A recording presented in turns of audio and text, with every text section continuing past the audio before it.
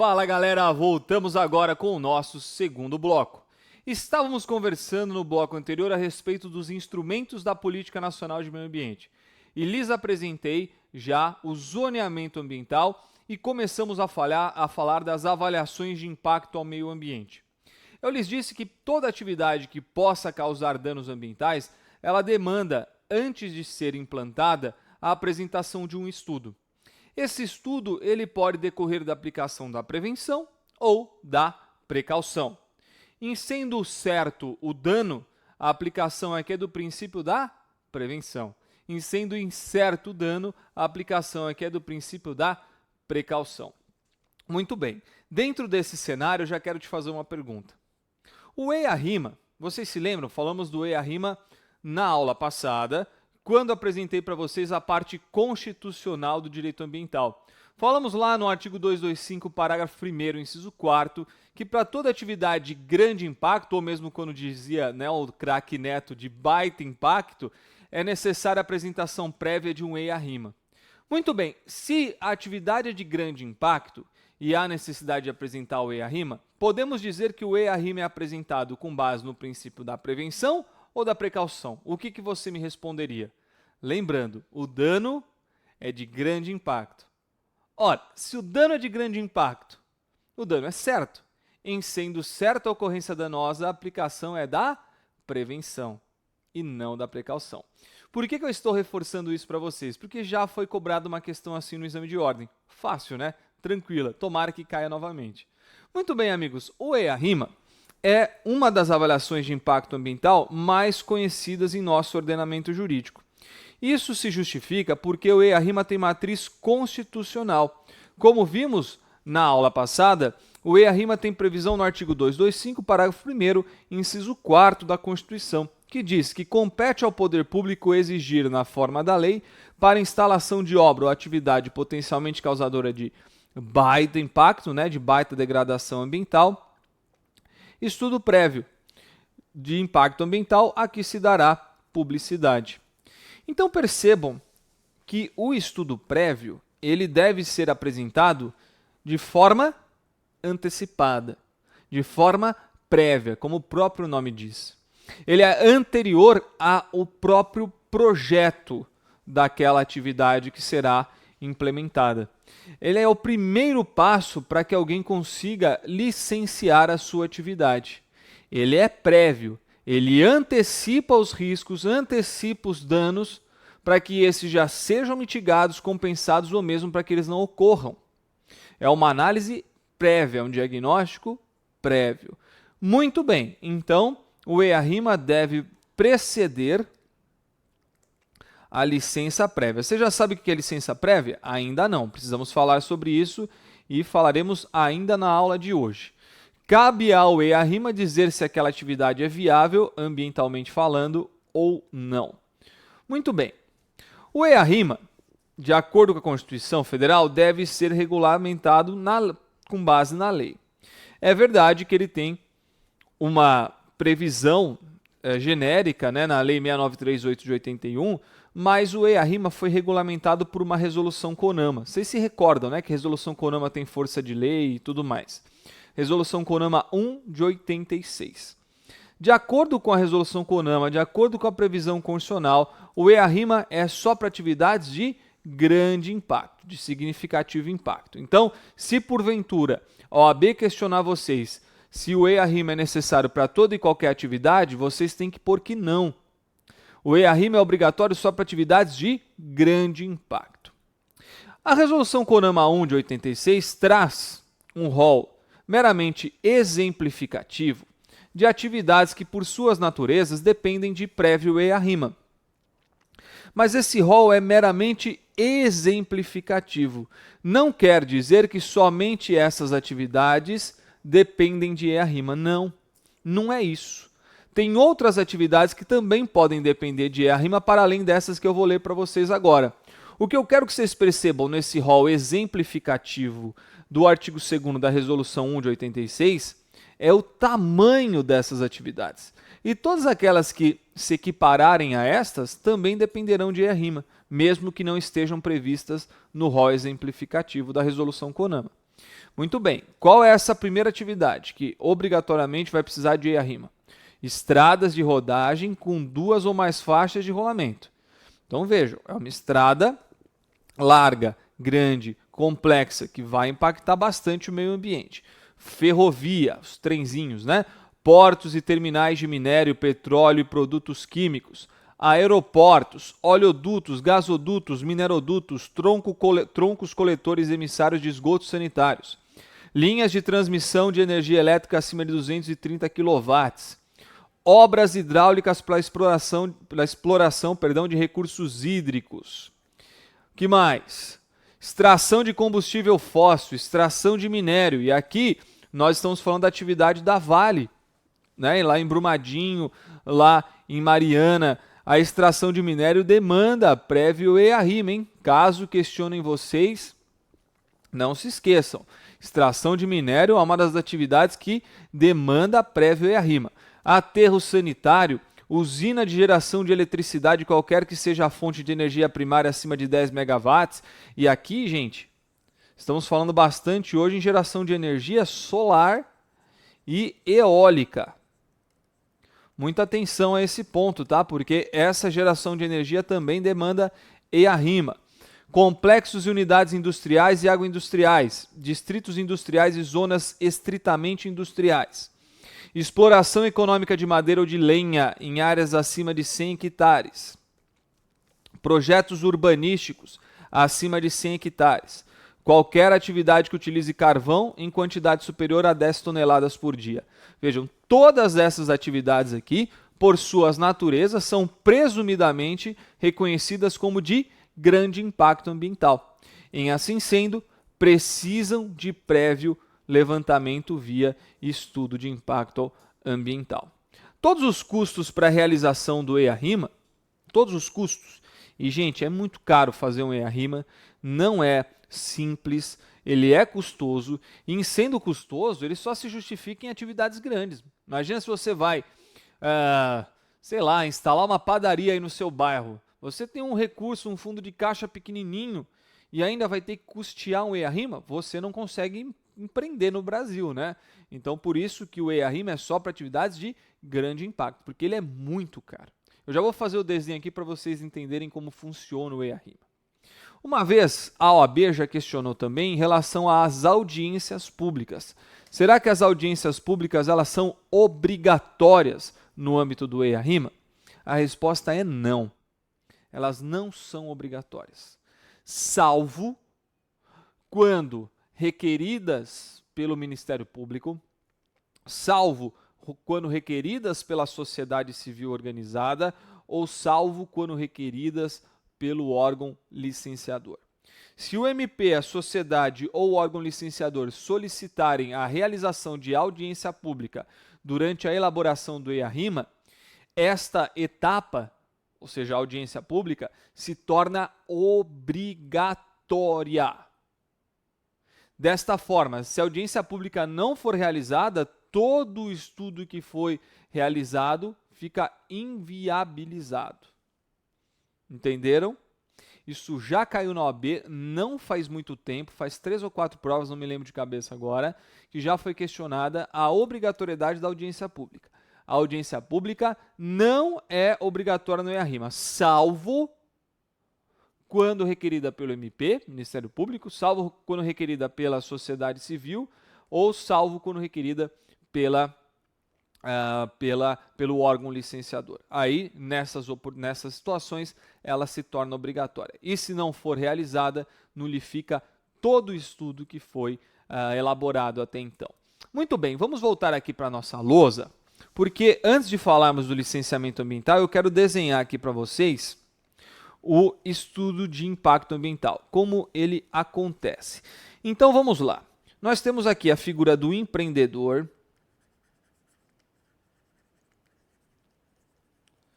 que tem o interesse de implementar a atividade de grande impacto. Então percebam, ele tem um interesse. Antes de qualquer coisa, como essa atividade ela é de grande impacto, antes de qualquer coisa, ele vai precisar elaborar o EIA-RIMA. Então, como é de grande impacto, fica obrigado a elaborar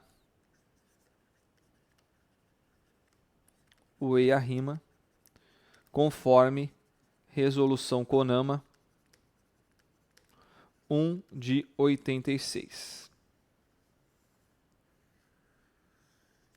Muito bem. Como que ele faz para elaborar o EIA-RIMA? Primeiro de tudo, ele vai precisar contratar uma equipe.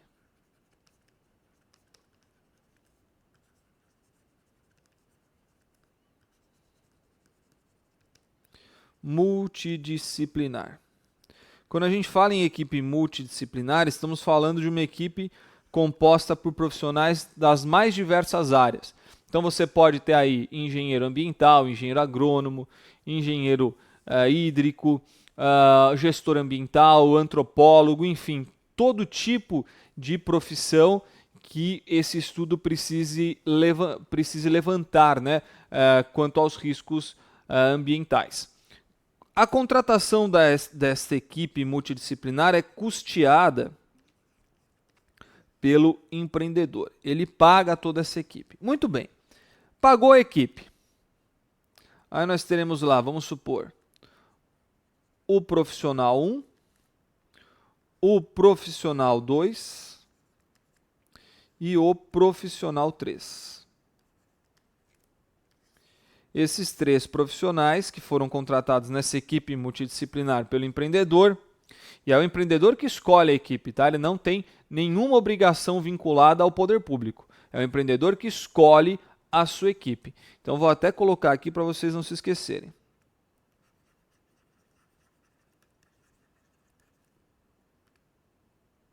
Escolhida e paga pelo empreendedor.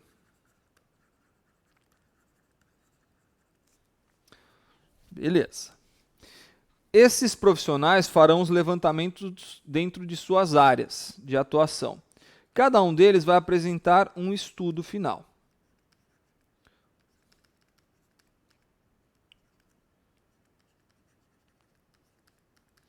Cada um deles apresenta um estudo. O problema é que esse estudo aqui, ele tem uma linguagem técnica, uma linguagem complexa.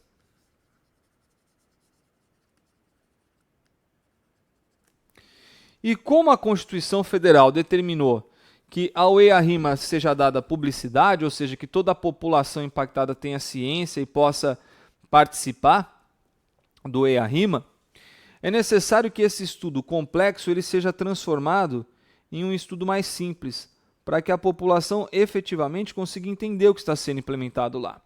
É por isso que ele é transformado no RIMA, que é o Relatório de Impacto ao Meio Ambiente. É o relatório final. O RIMA tem linguagem simples, resumida, objetiva. O EIA, linguagem complexa. O RIMA, linguagem simples, resumida, fácil, para que todas as pessoas tenham acesso. Muito bem. Publicado o RIMA, se houver a obrigação de audiência pública, ela é realizada nessa etapa. E para ser obrigatória a audiência pública, ela precisa ser requerida ou pelo órgão público competente, licenciador, ou pelo Ministério Público ou pela sociedade civil organizada. Depois da audiência pública, vai para a aprovação do órgão. O que é importante aqui vocês lembrarem também é que mesmo que o EIA-RIMA diga que a atividade é possível, o órgão aqui tem discricionariedade para aceitar ou recusar o EIA-RIMA apresentado. Então, o órgão tem discricionariedade.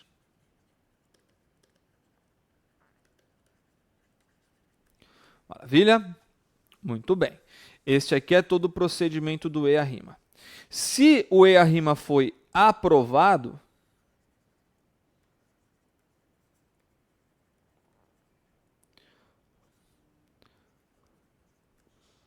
passamos ao licenciamento.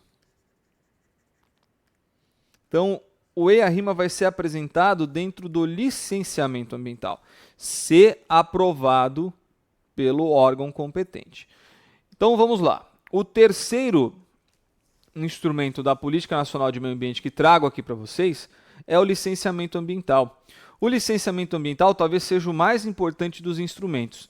Ele nada mais é do que um procedimento administrativo, então ele tem natureza jurídica de procedimento administrativo, por meio do qual o órgão ambiental competente licencia a localização, a instalação, a ampliação e a operação de empreendimentos e atividades utilizadora de recursos ambientais. Então, percebam, o licenciamento ambiental ele tem natureza de procedimento. Então, ele não é uma etapa única, ele tem várias etapas, até a expedição da licença final. Ele é um procedimento. Além disso, ele vai autorizar tanto a localização, quanto em seguida a instalação, ou a ampliação, quanto em seguida a operação.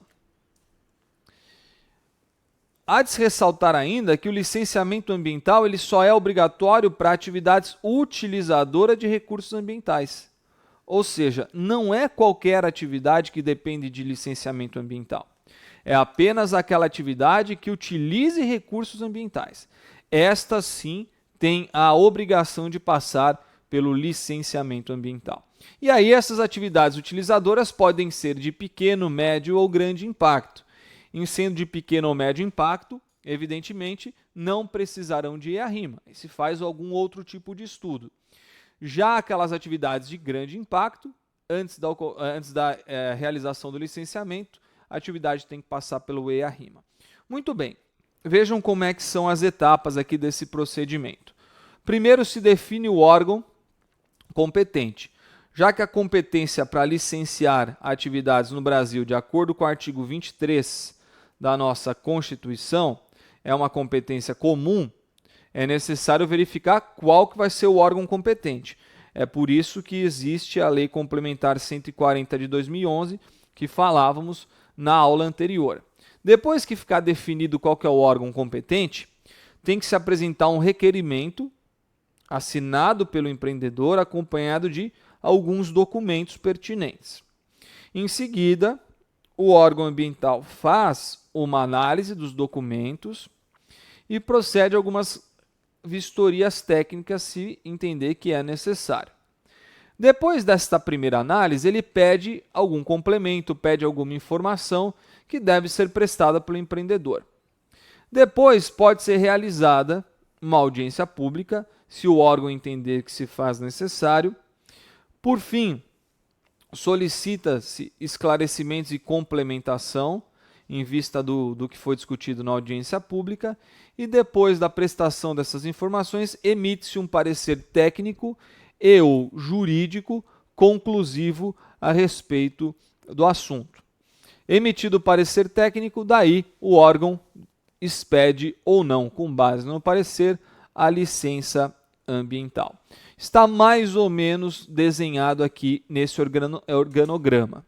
Veja, primeiro se escolhe o órgão competente. Lembrando que, como a competência aqui é comum, tanto o órgão municipal, quanto o órgão estadual, quanto o órgão federal podem licenciar. E aí vai depender do que diz a Lei Complementar 140 de 2011, para que o empreendedor escolha se ele vai protocolar no município, no estado ou na União.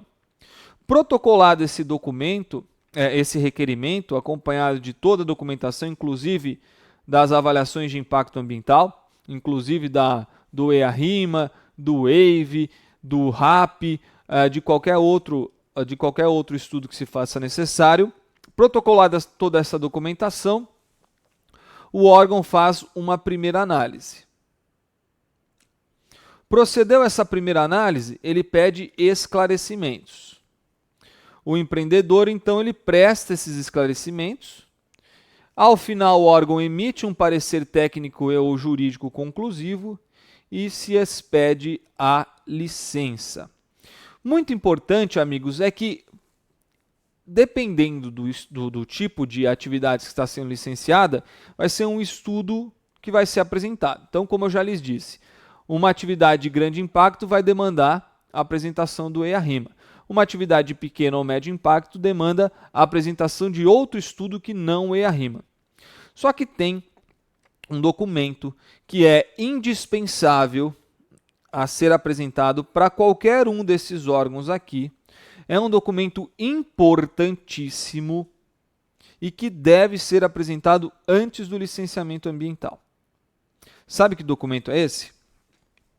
É a certidão de uso e ocupação do solo expedida pela prefeitura. O que isso quer dizer? Deixa eu voltar um pouquinho aqui nos nossos slides, porque fica mais fácil eu mostrar no mapinha aqui da cidade de São Paulo para vocês. Deixa eu voltar. Estamos aqui, ó.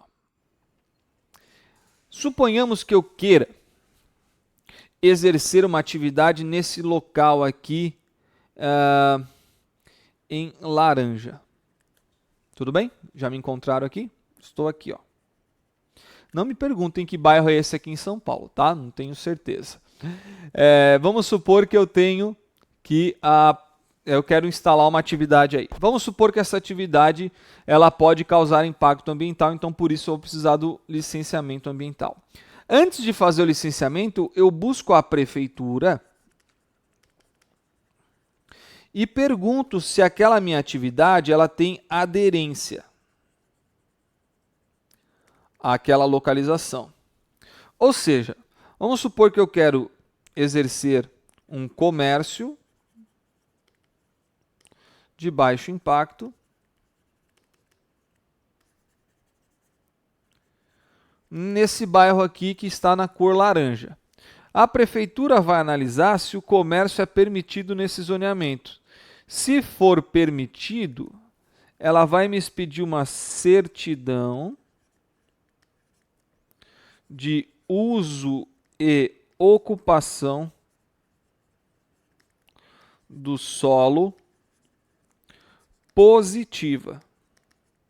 Ela me expede essa CUS, certidão de uso e ocupação do solo positiva, dizendo onde você quer implementar a sua atividade tem aderência com o zoneamento ambiental. Se eu quisesse instalar aí nessa zona laranja uma indústria, certamente a certidão de uso e ocupação do solo seria negativa, porque zonas industriais, como nós vimos aqui no bloco anterior, é apenas nas áreas em roxo. Vocês entenderam? Essa certidão de uso e ocupação do solo positiva é documento obrigatório a ser apresentado em todo e qualquer licenciamento ambiental.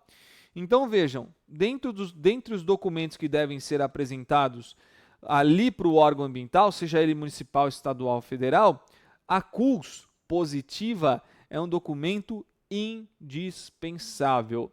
Então, o primeiro passo é obter a certidão de uso e ocupação do solo positiva. Obtive, aí sim eu consigo levar a atividade para ser licenciada sob o aspecto ambiental perante esses órgãos. Perfeito? Além da certidão de desocupação do solo, se apresenta algum tipo de avaliação de impacto ambiental, que pode ser o EIA-RIMA para atividades de grande impacto ou algum outro tipo de estudo quando o impacto for menor. Muito bem. A própria expedição de licença, que é essa última etapa aqui do nosso organograma, essa última etapa aqui, ela não se dá numa fase única. A expedição de licenças no Brasil é trifásica. Primeiro se expede uma licença prévia, chamada de LP. Depois se expede uma licença de instalação, chamada de LI. E, por fim, se expede a LO, licença de operação. Percebam que há uma expedição sucessiva. Primeiro essa, depois essa, depois essa. Eu não posso pedir a LO de cara. Primeiro eu preciso pedir a LP, depois a LI, depois a LO. Entenderam?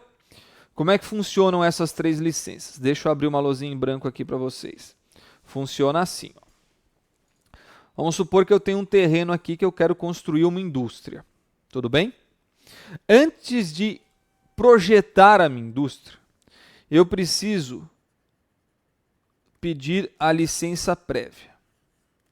A licença prévia vai me aprovar o projeto.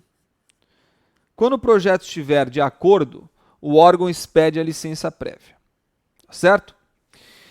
Expedida a licença prévia, ela pode sair com algumas condicionantes, como do tipo alterar o projeto para incluir alguma chaminé, algum filtro, alguma parede de contenção de ruídos. Sai então com condicionantes. Vou pôr aqui 2 condicionantes que a LP traz a ser cumprida ainda na fase de projeto. Então apresento o projeto aprovado, expede a LP, mas com condicionantes. Então o empreendedor tem que cumprir essas condicionantes ainda na fase de projeto. Depois que ele cumpre essas condicionantes, então ele verifica que cumpriu essa, ele busca o órgão ambiental para começar a construir o seu empreendimento. Então o que ele quer fazer? Ele quer subir aqui a indústria. Aqui vai ter uma chaminézinha. Ele quer construir a sua indústria.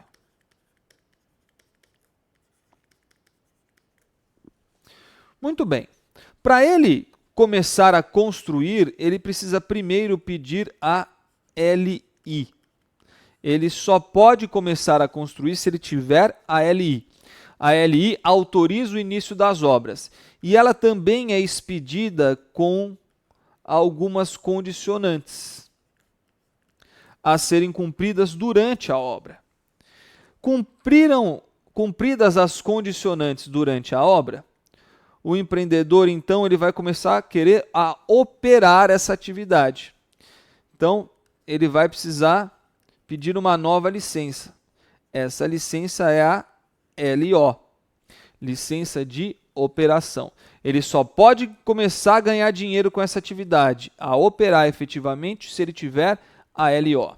A LO também é expedida com condicionantes. E para que servem essas condicionantes?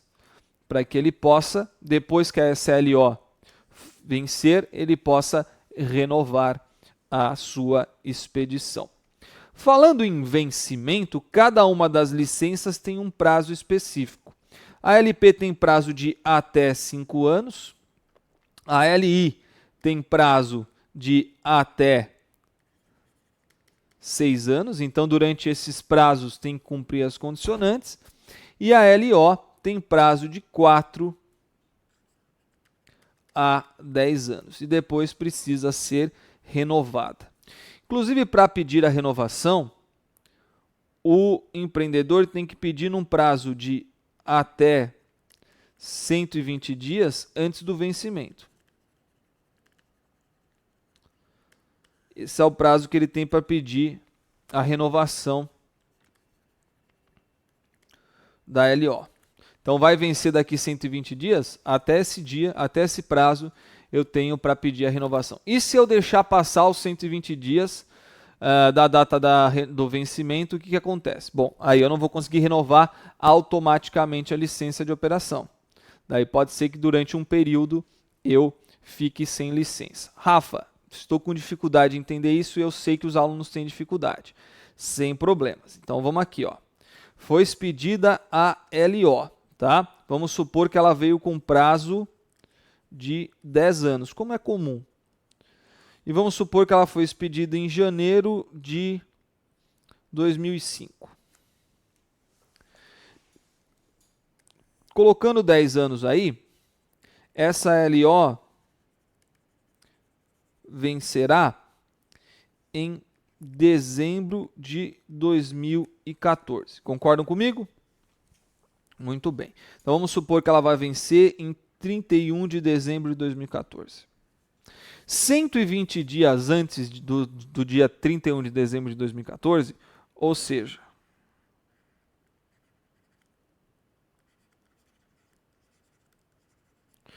(120 dias antes são Cada mês tem 30 dias, 6 meses, concordam? Então vamos colocar aqui que na data de 31 de junho de 2014 é a data limite que ele tem para pedir a renovação.